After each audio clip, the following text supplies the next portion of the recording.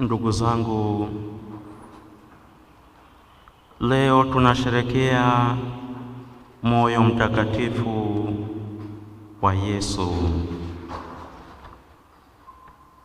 ishara kuu ya upendo wa Mungu usio na mipaka kwa wanadamu wote.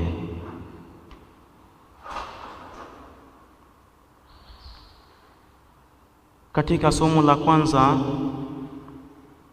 kutoka kwa nabii Ezekieli, Mungu anajitambulisha kama mchungaji mwema. Mchungaji mwema anayewatafuta kondoo waliopotea. Yeye ni mchungaji mwema anayewatunza kondoo waliojeruhiwa na dhaifu. Hii ni picha ya moyo wa Yesu,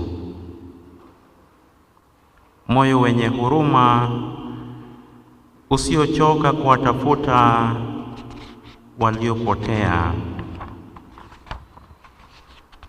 moyo wenye uvumilivu kwa wadhambi, na pia wenye nia ya kuponya mioyo iliyovunjika.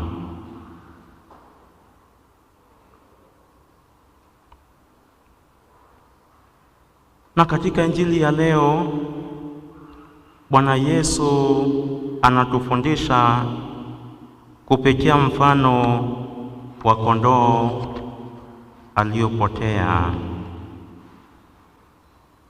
Anatufundisha kwamba moyo wake ni wa huruma na msamaha. Anatuonyesha kuwa kila mmoja wetu ni wa thamani machoni pa Mungu,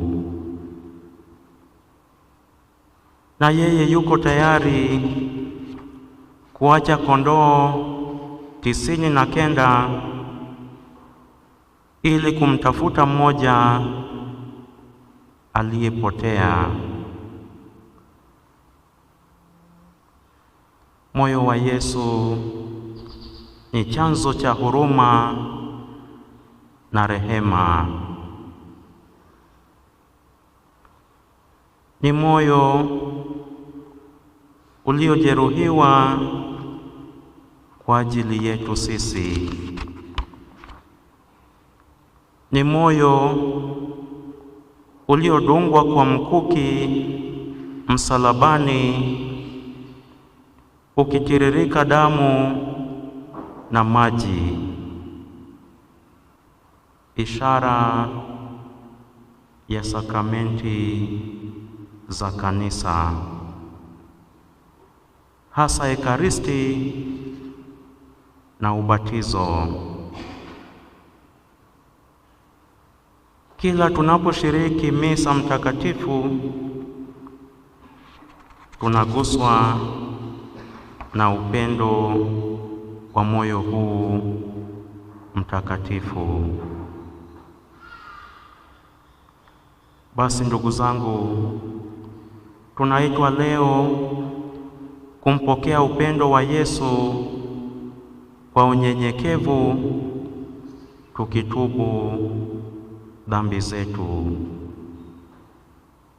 kwa sababu tukimkaribia Yesu kwa moyo wa toba na upendo, yeye hutukaribisha katika moyo wake kama mahali pa hifadhi, mahali pa uponyaji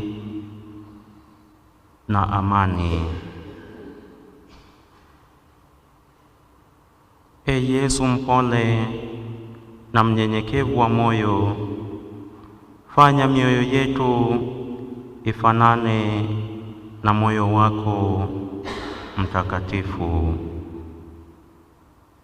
Atukuzwe Mungu Baba na Mwana na Roho Mtakatifu,